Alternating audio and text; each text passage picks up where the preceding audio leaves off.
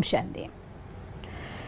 നമ്മൾ ജീവിച്ചുകൊണ്ടിരിക്കുന്ന ഈ കലിയുഗത്തിൽ ഓരോ ദിവസവും ഒന്നല്ലെങ്കിൽ മറ്റൊരു പ്രശ്നങ്ങൾ മനുഷ്യന്മാരുടെ ജീവിതത്തിൽ വന്നുകൊണ്ടേയിരിക്കും. അത് വരാതാക്കാൻ നമുക്ക് പറ്റുമോ? ഒരിക്കലുമില്ല. വേനൽക്കാലത്ത് ചൂടെടുക്കാതിരിക്കണമെങ്കിൽ നമ്മൾ എന്താ ചെയ്യുക? ഒന്നുകിൽ AC ഫിറ്റ് ചെയ്യും, അല്ലെങ്കിൽ ഫാൻ ഇടും, അല്ലെങ്കിൽ ജനലും വാതിലൊക്കെ തുറന്നുകൊണ്ട് നല്ല എയറേഷൻ ഉള്ളതായിരിക്കുന്ന ഒരു സ്റ്റേജ് ഉണ്ടാക്കും. ഏതെങ്കിലും ഒരു ചൂടില്ലാതാക്കാനുള്ളൊരു വിദ്യ കണ്ടെത്തിക്കൊണ്ട് നമ്മൾ ചൂടിനെ കുറയ്ക്കുകയാണ് ചെയ്യുക.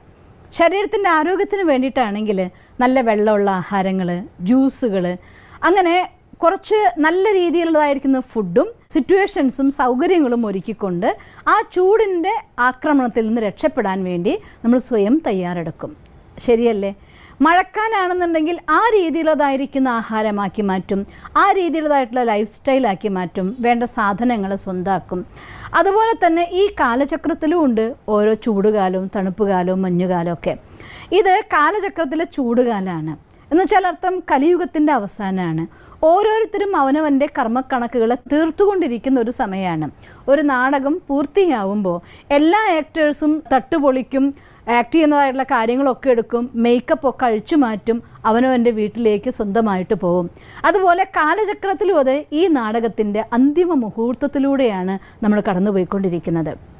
അതുകൊണ്ട് തന്നെ പലപ്പോഴും അവനവൻ്റെ കർമ്മക്കണക്കുകൾ തീർത്തിട്ട് വേണം നമുക്ക് ഈ നാട്ടിൽ നിന്ന് വേഷമഴിച്ചു മാറ്റിക്കൊണ്ട് സ്വന്തം വീട്ടിലേക്ക് പോകാനായിട്ട്. എങ്ങനെയാണോ ഒരാൾ ഒരു നാട് വിട്ടു പോകണമെന്ന് കേൾക്കുമ്പോൾ ആ നാട്ടിൽ ആരൊക്കെ അയാൾക്ക് കടം കിട്ടാനുണ്ടോ, അയാൾ കടം വാങ്ങിയിട്ടുണ്ടോ, അതല്ലെങ്കിൽ മറ്റേതെങ്കിലും സാധനങ്ങൾ വാങ്ങിച്ചിട്ടുണ്ടോ, അവരൊക്കെ ഇവർ പോവുകയെന്ന് കേട്ടാൽ എൻ്റെ ഒരു സാധനം ഉണ്ടല്ലോ, അതൊന്ന് വേണമായിരുന്നു, എൻ്റെ പൈസ തരാതെയാണോ പോകുന്നത്, നിങ്ങൾ പോകുന്നു കേൾക്കുന്നല്ലോ എന്ന് പറഞ്ഞാൽ എല്ലാവരും ചോദിക്കാൻ വരും അല്ലേ? ദ സെയിം വേ ഈ കാലചക്രത്തിൽ നമ്മുടെ ഈ യാത്രയിലും എല്ലാവരും നമ്മുടെ അടുത്ത് കണക്ക് ചോദിക്കുന്ന സമയമാണ്. അതുകൊണ്ടാണ് ഈ ലോകത്ത് നമ്മൾ എവിടെ നോക്കിയാലും ഏത് വീട്ടിൽ നോക്കിയാലും ഒന്നല്ലെങ്കിൽ മറ്റൊരു രീതിയിൽ ഒന്നുകിൽ ഒരു പ്രോബ്ലം ആയിരിക്കാം, റിലേഷൻഷിപ്പിൻ്റെ പ്രോബ്ലം ആയിരിക്കാം, അല്ലെങ്കിൽ ബന്ധങ്ങൾ നല്ല സുദൃഢമായിരിക്കും, അവരെ സംബന്ധിച്ചിടത്തോളം സാമ്പത്തികമായിട്ടുണ്ടായിക്കൊള്ളുന്നില്ല, അല്ലെങ്കിൽ ബന്ധങ്ങൾ നല്ല കുഴപ്പമില്ലാത്തതാണ്, സാമ്പത്തികമുണ്ട്, ആരോഗ്യം വളരെ മോശമായിരിക്കാം. ഇങ്ങനെ ഏതെങ്കിലും ഒരു രീതിയിൽ എല്ലാ മനുഷ്യന്മാരും അവരുടെ കണക്ക് തീർക്കുന്നതായിരിക്കുന്ന കാലചക്രത്തിലെ സമയമാണ് കലിയുഗം എന്ന് പറയുന്നത്. ഞാൻ പറയാതെ തന്നെ നിങ്ങൾക്ക് എല്ലാവർക്കും അറിയാം ഈ യുഗം കലിയുഗമാണ് എന്ന്. അപ്പോൾ കലിയുഗത്തിൽ എന്തെങ്കിലും മോശമായിരിക്കുന്ന വളരെ മോശമായ കാര്യം നടന്നാൽ എല്ലാവരും പറയുന്നത് കേൾക്കാം, ഇത് യുഗപ്രഭാവമാണ്, കലിയുഗല്ലേ ഇങ്ങനെയൊക്കെ നടക്കും എന്നൊക്കെ പറയുന്നത് കേൾക്കാം. അപ്പോൾ തീർച്ചയായിട്ടും ഒരു കാലചക്രത്തിൽ അതിൻ്റെ കലിയുഗത്തിലൂടെ കടന്നു പോകുമ്പോൾ അതിൻ്റെതായിട്ടുള്ള പ്രശ്നങ്ങൾ എല്ലായിടത്തും ഉണ്ടാവും. കലിയുഗം എന്നതിൻ്റെ വേറൊരു മീനിങ് നോക്കിയാൽ കർമ്മക്കണക്ക് തീർക്കാനുള്ളതായിരിക്കുന്ന സമയം എന്നർത്ഥം. അതുകൊണ്ടാണ് എല്ലാ ജീവിതം നോക്കിക്കോളൂ, കുടുംബത്തിൻ്റെ ഉള്ളിൽ യാതൊരു പ്രശ്നങ്ങളും ഇല്ല എന്ന് ഉറപ്പിച്ചു പറയുന്ന ഒരു ഫാമിലിയെ പോലും നിങ്ങൾ എനിക്ക് കാണിച്ചു തരാൻ കഴിയില്ല. എല്ലാ ഫാമിലികളിലും ഉണ്ട് പ്രോബ്ലംസ്, എല്ലാവർക്കും ഉണ്ട് പ്രശ്നങ്ങൾ, എല്ലാവരും ഇതിനൊക്കെ തന്നെ അതിജീവിച്ചുകൊണ്ട് തന്നെയാണ് മുന്നോട്ട് വന്നുകൊണ്ടിരിക്കുന്നത്. അതുകൊണ്ട് വിഷമിക്കാതിരിക്കുക. ഈ ലോകത്തിൽ ജീവിക്കുമ്പോൾ നമ്മൾ ആദ്യം സ്വന്തമാക്കേണ്ട മനസ്സിലാക്കേണ്ട ഒരു സത്യമുണ്ട്, ഈ ലോകത്ത് എല്ലാവർക്കും ഉണ്ട് പ്രശ്നങ്ങൾ, നമുക്കും ഉണ്ട് പ്രശ്നങ്ങൾ. എല്ലാവരും അവരുടെ പ്രശ്നങ്ങൾ മാറ്റി നിർത്തിക്കൊണ്ട് മുന്നോട്ട് പോകുന്നത് കൊണ്ടാണ് സന്തോഷമായിട്ട് ജീവിക്കുന്നത്. ഞാനും എൻ്റെ പ്രശ്നങ്ങളെ മാറ്റി നിർത്തിക്കൊണ്ട് മുന്നോട്ടുള്ള യാത്രയിൽ പോവുകയാണെങ്കിൽ ഇതൊന്നും ഒരു കാഴ്ചയേ ആവില്ല. ഒരു യാത്ര പോവുകയാണ്, ജീവിതം എന്നൊരു യാത്രയാണെന്ന് വിചാരിക്കുക. ഈ യാത്രയിൽ യാത്ര പോകുന്ന സമയത്ത് നമ്മൾ ഇവിടെ നിന്ന് ഡൽഹിയിലേക്കുള്ള യാത്രയിൽ പോവുകയാണ്. നമ്മൾ രാജസ്ഥാനിലേക്ക് പോകുമ്പോൾ ഞാൻ പലപ്പോഴും കാണാറുണ്ട്, ചില ചേരി പ്രദേശങ്ങൾ കാണാം, ചില കഷ്ടം നിറഞ്ഞ അവസ്ഥകൾ കാണാം, എന്തൊക്കെ ദൃശ്യങ്ങൾ, ചിലപ്പോൾ മനോഹരമായിരിക്കുന്ന പ്രകൃതി ദൃശ്യങ്ങളെ കാണാറുണ്ട്. എല്ലാവരും സന്തോഷമായിട്ട് കൃഷി വിളവെടുപ്പും നടത്തുന്ന സമയം കാണാറുണ്ട്. കഷ്ടപ്പെട്ട് മഴയിൽ ഉഴുത് മറിച്ച് കൃഷി ചെയ്യുന്നത് കാണാറുണ്ട്. ഉണങ്ങി തരിശ് ഭൂമികൾ കാണാറുണ്ട്. ഇതൊക്കെ കാണുമ്പോൾ ഇതൊക്കെ സൈഡ് സീനാണ്, നമുക്കറിയാം. നമ്മൾ എത്തിച്ചേരേണ്ടതായിട്ടുള്ള ലക്ഷ്യത്തെക്കുറിച്ച് ഓർക്കാറുള്ളൂ, അവിടേക്കേ പോവുള്ളൂ. ഒരു സ്ഥലത്ത് ആൾ കഷ്ടപ്പെട്ട് കാണുമ്പോൾ യാത്ര നിർത്തി അവിടെ ഇറങ്ങി എന്നാൽ ഇവരെ സഹായിക്കട്ടെ എന്ന് നമുക്ക് ആർക്കും വിചാരിക്കാനാവില്ല. ഇതുപോലെ ഈ ജീവിതം എന്ന യാത്രയും നമ്മൾ മുന്നോട്ട് പോവുകയാണ്. ഈ യാത്രയിൽ വഴിയോര കാഴ്ചകളെപ്പോലെ ജീവിതത്തിലുണ്ടാവുന്നതായിരിക്കുന്ന പ്രശ്നങ്ങൾക്കും സംഘർഷങ്ങൾക്കും അതിനെ നമുക്കൊരു വഴിയോര കാഴ്ചകളായിക്കൊണ്ട് കാണാൻ സാധിക്കുകയാണെങ്കിൽ എളുപ്പമായിട്ട് മുന്നോട്ട് പോവാം. പക്ഷെ ഒരു വ്യത്യാസമുണ്ട്, വഴിയോര കാഴ്ച കാണുമ്പോൾ ആ കാഴ്ചകളിലെ ആക്ടേഴ്സ് വേറെ ആരൊക്കെയോ ആണ്. ജീവിതമാകുന്ന യാത്രയിൽ ആക്ടേഴ്സും നമ്മൾ തന്നെയാണ്, അനുഭവിക്കുന്നതും നമ്മൾ തന്നെയാണ്, ഇതൊക്കെ കാണുന്നവരും നമ്മൾ തന്നെയാണ്. പക്ഷേ ആ കാണുന്ന സമയത്ത് അത് നമ്മളിൽ എഫക്റ്റ് ചെയ്യാതിരിക്കണം എന്നുണ്ടെങ്കിൽ യാത്ര നിശ്ചിതമാക്കിയിട്ടുണ്ടായിരിക്കണം, കൃത്യമായ ലക്ഷ്യം നമുക്കുണ്ടായിരിക്കണം. ലക്ഷ്യത്തിലേക്കുള്ള യാത്രയാണെങ്കിൽ ഒന്നും നമ്മളെ ബാധിക്കുകയില്ല.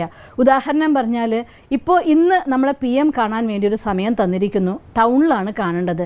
പുറത്തിറങ്ങാൻ നേരത്ത് വണ്ടി എടുക്കാൻ നോക്കുമ്പോൾ ടയർ പഞ്ചറായിരിക്കുകയാണ്. PM-നെ കാണാൻ പോകേണ്ട യാത്ര ഇന്ന് സാധ്യമല്ല നമ്മൾ പറയാറില്ല. ഉടനെ നമ്മൾ നോക്കും വേറെ ഏത് വണ്ടി എനിക്ക് കിട്ടാനുണ്ട്. ഒരു ഓട്ടോ വിളിച്ചു പോവാത്ത നേരത്ത് ഓട്ടോറിക്ഷക്കാരൻ്റെ അടുത്ത് പെട്രോൾ കഴിഞ്ഞു പോയി, അവിടെ നിന്ന് യാത്ര പുറപ്പെടാൻ പറ്റില്ല എന്ന് പറഞ്ഞാൽ അയ്യോ ഇതും മുടങ്ങി, ഇനി നടക്കില്ല എന്ന് പറയില്ല. ഇനി എന്താണ് നെക്സ്റ്റ് ഓപ്ഷൻ, എനിക്ക് മുന്നോട്ട് പോകേണ്ടതെന്ന് നോക്കും. അങ്ങനെ ഒരു ചെറിയ ലക്ഷ്യം, എൻ്റെ മുന്നിൽ അത് വലുതെന്ന് തോന്നുന്നൊരു ലക്ഷ്യം എന്ന് കണ്ടു കഴിഞ്ഞാൽ അതിനുവേണ്ടി ഒന്നല്ലെങ്കിൽ മറ്റൊന്ന് ഈ രീതിയിൽ നമ്മൾ മുന്നോട്ട് പോകും. ആ പോകണമെന്നുണ്ടെങ്കിൽ നമ്മുടെ ലക്ഷ്യത്തിൻ്റെ പ്രാധാന്യം നമുക്കുണ്ടായിരിക്കണം. അതുപോലെ ഈ ജീവിതയാത്രയിലും മുന്നോട്ടുള്ള യാത്ര നമ്മൾ പോകുമ്പോൾ നമുക്ക് യാതൊരു കാരണം കൊണ്ടും നമ്മൾ തളരാതിരിക്കണം എന്നുണ്ടെങ്കിൽ ഈ യാത്രയിൽ എന്തൊക്കെയാണ് ഈ ലോകത്ത് സംഭവിച്ചുകൊണ്ടിരിക്കുന്നത്. ചിലർ ഇടയ്ക്ക് വെച്ച് നമ്മുടെ സഹയാത്രികർ ഇറങ്ങിപ്പോയെന്നിരിക്കാം.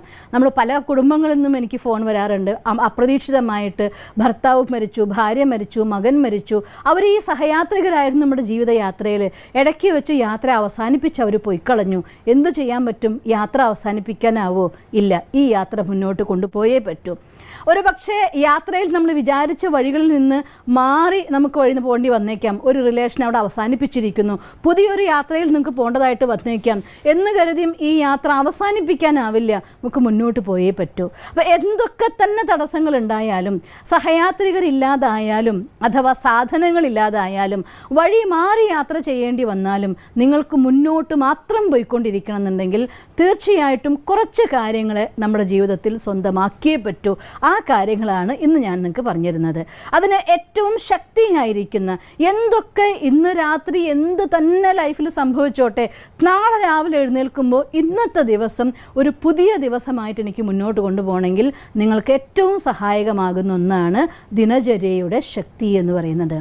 കൃത്യമായിരിക്കുന്ന ഒരു ദിനചര്യ അതൊരു മനുഷ്യനെ ഒരുപാട് മുന്നോട്ട് കൊണ്ടുപോകുന്ന സാധനമാണ്. രാത്രിയിൽ പ്രശ്നങ്ങൾ ഉണ്ടായിട്ടുണ്ടാവാം, റിലേഷൻഷിപ്പിനോട് ചിലപ്പോൾ വഴക്കുണ്ടാവാം. പല വീട്ടിലും രാത്രിയിൽ കഴിഞ്ഞു പോയി രാവിലെ ഉണരുമ്പോഴത്തേക്കും ഒത്തുചേരുന്ന സമയത്ത് എന്തൊക്കെ പറഞ്ഞു, എന്തൊക്കെ ചെയ്തു, ആ സമയത്ത് ഇമോഷണലായി വീക്കായി പലതും നടന്നിട്ടുണ്ടാവും. പക്ഷേ രാവിലെ എഴുന്നേറ്റിട്ട് ഇന്നലെ കഴിഞ്ഞ കാര്യത്തിൻ്റെ ഉള്ളിൽ നിങ്ങൾ മുഴുകിയിരുന്നാൽ ഇന്നലെയും നിങ്ങൾക്ക് നഷ്ടമാവും, ഇന്നും നഷ്ടമാവും. അതില്ലാതിരിക്കാനായിട്ട് സ്ട്രിക്റ്റായിരിക്കുന്ന ഒരു ദിനചര്യ. ഞാൻ ഈശ്വരീയ വിശ്വവിദ്യാലയത്തിലെ ഒരു വിദ്യാർത്ഥിയായിക്കൊണ്ട് 13 വർഷവും ഈശ്വരീയ വിശ്വവിദ്യാലയത്തിലെ ഒരു വിദ്യാർത്ഥി കം ടീച്ചറായിക്കൊണ്ട് ബാക്കിയുള്ളതായിരിക്കുന്ന വർഷങ്ങളും ജീവിച്ചു കൊണ്ടേയിരിക്കുകയാണ്. എല്ലാ കാലഘട്ടത്തിലും ഞാൻ കണ്ട ഈശ്വരീയ വിശ്വവിദ്യാലയത്തിൻ്റെ ജീവിതത്തിലെ ഈ ലൈഫ് സ്റ്റൈലിനുള്ളിൽ ദ മോസ്റ്റ് ഇമ്പോർട്ടൻറ്റ് അഥവാ ദ മോസ്റ്റ് ബെസ്റ്റ് എന്ന് പറയുന്ന സാധനം ദിനചര്യയാണ്. ബ്രഹ്മമുഹൂർത്തത്തിൽ എഴുന്നേൽക്കുക.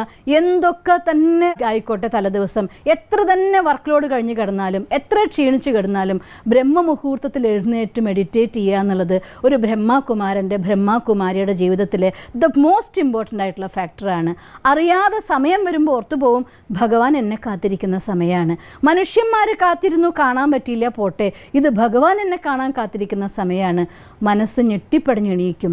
3 മണി 3:30 ഒരു സമയമുണ്ടോ, വൈകിപ്പോയാൽ 4 മണിക്ക് മുന്നേ എന്തായാലും കണ്ണു തുറന്നിരിക്കും.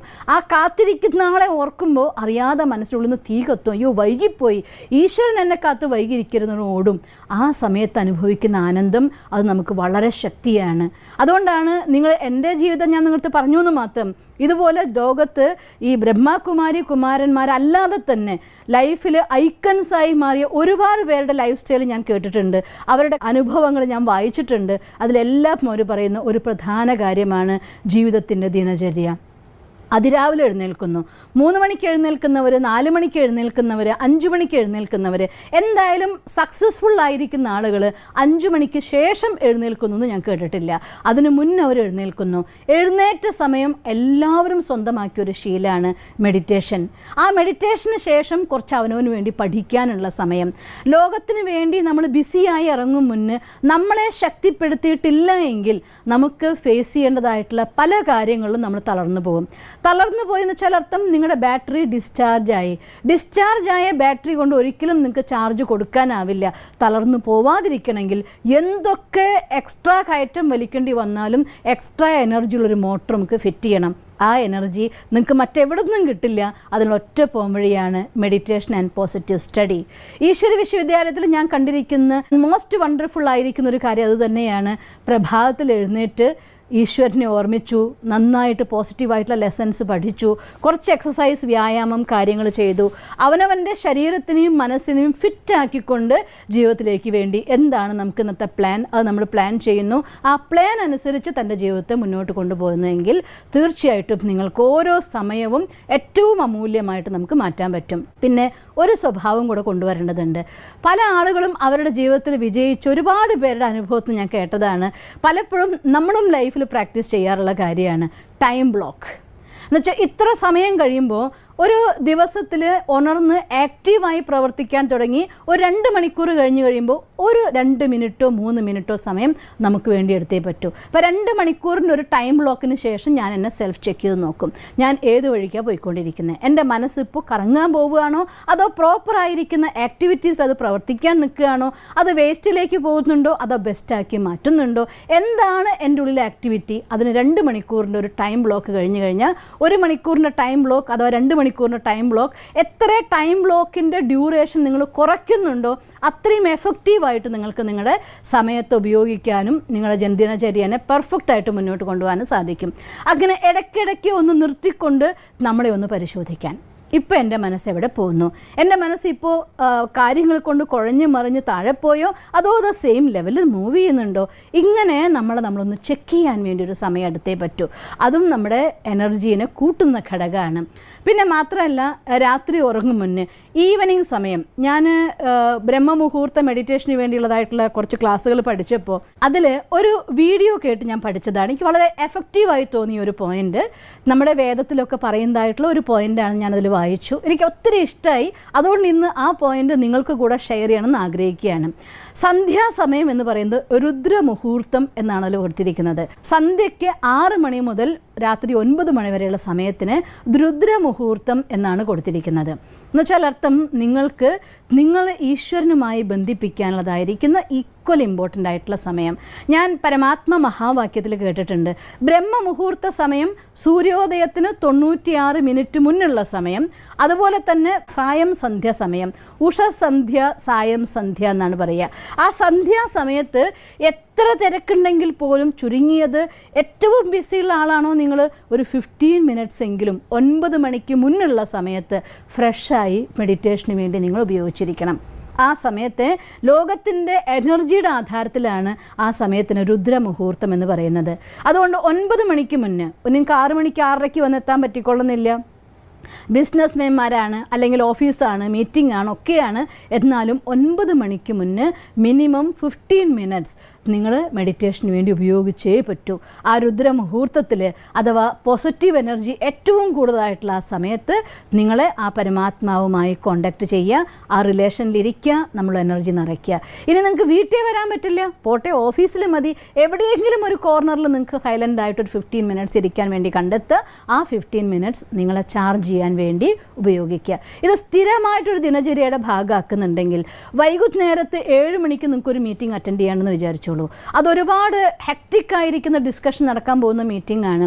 അതിന് മുന്നേ 6 മുതൽ 6:15 വരെയോ 6:30 മുതൽ 6:45 വരെയോ ഒരു 15 മിനിറ്റ്സ് നിങ്ങൾക്ക് വേണ്ടി എവിടെയെങ്കിലും ഒരു ബ്രേക്ക് കണ്ടെത്തി നിങ്ങൾ മെഡിറ്റേഷന് വേണ്ടി ഉപയോഗിച്ചിട്ടുണ്ട് എങ്കിൽ പിന്നെ നടക്കാൻ പോകുന്ന ഒരു മീറ്റിങ്ങിൻ്റെ ഉള്ളിൽ എത്ര ഹോട്ട് ഡിസ്കഷൻ ഉണ്ടായിക്കോട്ടെ അത് നിങ്ങളെ എഫക്റ്റ് ചെയ്യാതെ പെർഫെക്റ്റായിട്ട് ഫോക്കസ് ചെയ്തുകൊണ്ട് ആ കാര്യത്തെ മുന്നോട്ട് കൊണ്ടുപോകാൻ നിങ്ങൾക്ക് സാധിക്കും. ഈവൻ നിങ്ങളുടെ ബിസിനസ്സിൻ്റെ കണക്ക് നോക്കണം, കാര്യങ്ങളായിക്കോട്ടെ, ഈ 15 മിനിറ്റ്സ് നിങ്ങൾ പ്രൊഡക്റ്റീവ് ആയിക്കൊണ്ട് എനർജൈസ് ചെയ്ത് കഴിഞ്ഞാൽ അത് കഴിഞ്ഞ ശേഷം ചെയ്യുന്ന ഓരോ കാര്യത്തിലും ഈസി ആയിട്ട് ഫോക്കസ് ചെയ്യാനും കാര്യങ്ങൾ ഡബിൾ ത്രിബിളായി ആക്റ്റീവ് ആയിക്കൊണ്ട് നിങ്ങൾക്ക് ചെയ്യാനുള്ളതായിട്ടുള്ള എനർജി ആ സമയത്ത് നമുക്ക് കിട്ടും. അതുപോലെ രാത്രി ഉറങ്ങും മുന്നുള്ള സമയവും. ഒരു ദിവസത്തിൻ്റെ എല്ലാ ഭാരം കൂടി മറ്റൊരു ദിവസത്തേക്ക് വലിക്കരുത്. അന്നത്തെ ദിവസത്തെ എന്തൊക്കെ തിരക്കായിക്കോട്ടെ കാര്യങ്ങളായിക്കോട്ടെ ഉറങ്ങും മുന്നേ ആദ്യം ശരീരത്തിന് മെസ്സേജ് കൊടുക്കണം. നമ്മൾ ഇന്നത്തെ കാര്യങ്ങളൊക്കെ നിർത്തിയിരിക്കുന്നു. ചിലർ ഓഫീസിൽ നിന്നൊക്കെ വന്ന ശേഷം സന്ധ്യയ്ക്ക് കുളിച്ച് ഫ്രഷ് ആയിട്ടായിരിക്കും ആഹാരമൊക്കെ കഴിക്കുന്നത്. അവർ വീണ്ടും കുളിക്കണമെന്ന് ഞാൻ പറയില്ല, പക്ഷെ ശുദ്ധമായ നീറ്റായിരിക്കുന്ന വസ്ത്രത്തോടെ വേണം ഉറങ്ങാനായിട്ട് പോകാനായിട്ട്. അതിന് കുറച്ച് മുന്നായിട്ട് ബാക്കിയുള്ള നമ്മുടെ ശ്രദ്ധേനെ ടു മച്ച് ആകർഷിക്കുന്ന കമ്പ്യൂട്ടറോ അല്ലെങ്കിൽ മൊബൈലോ അങ്ങനെയുള്ള സാധനങ്ങളിൽ നിന്നൊക്കെ വിഡ്രോ ചെയ്തിരിക്കണം. എന്നിട്ട് നമ്മളിലേക്ക് നമ്മൾ വലിഞ്ഞേ പറ്റൂ. ഈ എല്ലാ കാര്യങ്ങളും ചെയ്യുന്ന അച്ഛൻ്റെ റോൾ, അമ്മയുടെ റോൾ അല്ലെങ്കിൽ ചേച്ചിയുടെ റോൾ, ഡിഫറെൻറ്റ് റോൾ ആക്ട് ചെയ്യുന്നു. ഓഫീസറായിട്ട്, വീട്ടമ്മയായിട്ട്, മക്കൾക്ക് അമ്മയായിട്ട്, ഫ്രണ്ടിന് ഫ്രണ്ടായിട്ട്, അനിയത്തിക്ക് ചേച്ചിയായിട്ട് ഡിഫറെൻറ്റ് റോൾ ആക്ട് ചെയ്യുന്ന നിങ്ങളുണ്ടല്ലോ. ആ നിങ്ങൾക്ക് നിങ്ങളായിക്കൊണ്ട് നിങ്ങൾ ഉറങ്ങിയിട്ടില്ല എങ്കിൽ മറ്റെല്ലാ റോൾസും നിങ്ങളുള്ളിൽ രാത്രി മുഴുവൻ യുദ്ധം നടത്തിക്കൊണ്ടിരിക്കും. രാവിലെ ഉണരുമ്പോൾ ഒരിക്കലും ഫ്രഷായി ഉണരാനോ തൻ്റെ കാര്യങ്ങളെ പ്രോപ്പറായിട്ട് ചെയ്യാനോ നിങ്ങൾക്ക് സാധ്യമല്ല. അതുകൊണ്ട് ഒരു ഫുൾ സ്റ്റോപ്പ് ഇടണം, ചെക്ക് ചെയ്യണം, ചേഞ്ച് ചെയ്യണം. അതുകൊണ്ട് മറ്റെല്ലാത്തിൽ നിന്ന് മാറ്റി അവനവൻ്റെ അന്നന്നത്തെ റൂട്ടീൻ, ഞാൻ ഇന്ന് എന്തൊക്കെ ചെയ്തു എന്ന് സ്വയം അവനവനെ വിശകലനം ചെയ്ത് കഴിയുമെങ്കിൽ ചാർട്ട് എഴുതുക എന്ന് പറയും. ഈശ്വര വിശ്വവിദ്യാലയത്തിൽ നമ്മൾ ചാർട്ട് എഴുതാമെന്നാണ് പറയുക. എത്ര മിനിറ്റ് ഞാൻ ഈശ്വരനെ ഓർത്തു, എത്ര മിനിറ്റ് പോസിറ്റീവായിട്ടുള്ള ആക്ടിവിറ്റീസ് ചെയ്തു, എന്തൊക്കെ അബദ്ധങ്ങൾ സംഭവിച്ചു, അതെല്ലാം കൃത്യമായിട്ട് നമ്മൾ നോട്ട് ചെയ്ത് ഈശ്വരനൊരു കത്തെഴുതി മനസ്സിൻ്റെ ഭാരമെല്ലാം ഇല്ലാതാക്കി നാളത്തെ പ്രൊഡക്റ്റീവായിരിക്കുന്ന പ്ലാൻ ചെയ്ത ശേഷം മെഡിറ്റേറ്റ് ചെയ്യുക, എനർജൈസ് ചെയ്യുക, ഫുള്ളായിട്ട് എല്ലാ ചക്രങ്ങളെയും ചാർജ് ചെയ്ത് നമുക്ക് ചുറ്റും ഒരു പോസിറ്റീവായിരിക്കുന്ന എയർ ബബിൾ അഥവാ നമ്മുടെ എനർജി ബബിൾ ക്രിയേറ്റ് ചെയ്തിട്ടാണ് നിങ്ങൾ ഉറങ്ങുന്നതെങ്കിൽ ഒരു കാരണവശാലും ഒരു നെഗറ്റീവായിരിക്കുന്ന എനർജിക്കും വേണ്ടാത്ത ദുസ്വപ്നങ്ങളായിട്ട്, വേണ്ടാത്ത സങ്കല്പങ്ങളായിട്ട്, സങ്കടങ്ങളായിട്ട്, മറ്റേതെങ്കിലും രീതിയിലുള്ളതായിട്ടുള്ള അറ്റാക്ക് നിങ്ങൾക്ക് ഉണ്ടാവില്ല. ഈവൻ പ്രകൃതിയുടെ ആ സമയത്ത് ഒരു ദുരന്തം ഉണ്ടാകുകയാണെങ്കിൽ പോലും ഇത്തരത്തിൽ സ്വയം അവനവനെ എനർജി ഫീൽഡിനുള്ളിൽ പ്രൊട്ടക്റ്റ് ചെയ്ത് ഉറങ്ങുന്ന ആളെ ഒരിക്കലും പ്രകൃതി പോലും ഉപദ്രവിക്കില്ല, അതിൻ്റെ സംരക്ഷകനായിട്ട് മാറും. ഈ രീതിയിൽ നിങ്ങളൊരു ദിവസം കടന്നു പോകുമ്പോൾ ഇത് ആദ്യത്തിൽ നമുക്ക് സെറ്റ് ചെയ്യാൻ വേണ്ടി കുറച്ച് നമുക്ക് റിസ്ക് തോന്നിയേക്കും. പക്ഷേ കുറച്ച് ദിവസം ഈ റൂട്ടീനിൽ പോയി കഴിയുമ്പോൾ ഇന്നലെ എന്തുണ്ടോ അതൊക്കെ അന്നന്ന് അവിടെ അവസാനിപ്പിച്ചുകൊണ്ട് ദിവസവും അന്നത്തെ ദിവസം ഇന്ന് എൻ്റെ ഒരു പുതിയ തുടക്കമാണ് എന്ന ആധാരത്തിൽ ഒരു ന്യൂ ബിഗിനിങ് ആക്കിക്കൊണ്ട് എല്ലാ ദിവസവും തുടങ്ങാനും ആ ഡെയിലി റൂട്ടീനിൽ കൃത്യമായിട്ട് നിങ്ങൾ പോകുന്നുണ്ടെങ്കിൽ, ഡെയിലി ചെക്ക് ചെയ്യുകയും ചേഞ്ച് ചെയ്യുകയും ഫുൾ സ്റ്റോപ്പ് ഇടത്ത് നിങ്ങൾ ചെയ്യുന്നുണ്ടെങ്കിൽ ഇന്നത്തെ ഭാരം നാളത്തേക്ക് ഒരിക്കലും നീട്ടിക്കൊണ്ടു പോവില്ല. അതുകൊണ്ട് ഇങ്ങനെ കഴിഞ്ഞ ദിവസങ്ങളായതുകൊണ്ട് തളർന്നിരിക്കില്ല നിങ്ങൾ. ഈ രീതിയിൽ ചെയ്യുന്ന ഒരാളെ സംബന്ധിച്ചിടത്തോളം അവരെ ആക്ടിവിറ്റീസ് ചിലപ്പോൾ കുറച്ച് മൂഡ് കുറവായിരിക്കാം, പക്ഷെ എന്നാലും ആ സമയത്ത് ചെയ്യുന്ന ആക്ടിവിറ്റി നിങ്ങൾ ആ താഴേക്ക് പോകുന്നതിൽ നിന്ന് ഒന്ന് മെയിൻറ്റെയിൻ ചെയ്യും, പിന്നെ മേലേക്ക് കൊണ്ടുപോകും. അതുകൊണ്ട് തളർന്ന് വീഴാതിരിക്കാൻ വേണ്ടി എന്തൊക്കെ നടന്നോട്ടെ ദിനചര്യയിൽ മാറ്റമില്ലാതെ മുന്നോട്ട് കൊണ്ടുപോയാൽ ആ ദിനചര്യയുടെ ശക്തി നിങ്ങളെ ഒരിക്കലും തളരാത്ത മുന്നോട്ട് കൊണ്ടുപോയി സദാ വിജയത്തിലെത്തിക്കുന്ന ഒരവസ്ഥ നിങ്ങൾക്ക് തീർച്ചയായിട്ടും തരും. അതുകൊണ്ട് ഇതൊരു സ്വന്തം ലൈഫ് സ്റ്റൈലായി നിങ്ങൾ തിരഞ്ഞെടുക്കണം. എന്നാൽ നിങ്ങളെ സംബന്ധിച്ചിടത്തോളം പ്രശ്നങ്ങൾ ഉണ്ടാവാം, അത് വരെയും പോവുകയും ചെയ്യും. പക്ഷെ അത് നിങ്ങളെ ബാധിച്ചുകൊണ്ട് നിങ്ങളെ സൈഡാക്കാൻ പറ്റില്ല. പ്രശ്നങ്ങളെ സൈഡാക്കിക്കൊണ്ട് നിങ്ങളുടെ ജീവിതയാത്ര എന്നും മുന്നോട്ട് പോയിക്കൊണ്ടിരിക്കും. അങ്ങനെ നിങ്ങൾക്ക് സാധിക്കട്ടെ എന്ന് ഞാൻ ഈശ്വരനോട് പ്രാർത്ഥിക്കുന്നു. ഓം ശാന്തി. ദിവസം തോറും ജീവിത വിജയങ്ങൾക്ക് വെളിച്ചം വീശുന്ന പുത്തൻ വീഡിയോകൾക്കായി ഞങ്ങളുടെ യൂട്യൂബ് ചാനൽ സബ്സ്ക്രൈബ് ചെയ്യൂ. നോട്ടിഫിക്കേഷൻ ലഭിക്കുന്നതിനായി ബെൽ ഐക്കൺ ക്ലിക്ക് ചെയ്യൂ. ഒപ്പം ഞങ്ങളുടെ ഫേസ്ബുക്ക്, ട്വിറ്റർ, ഇൻസ്റ്റാഗ്രാം പേജുകൾ ഫോളോ ചെയ്യൂ. നന്ദി.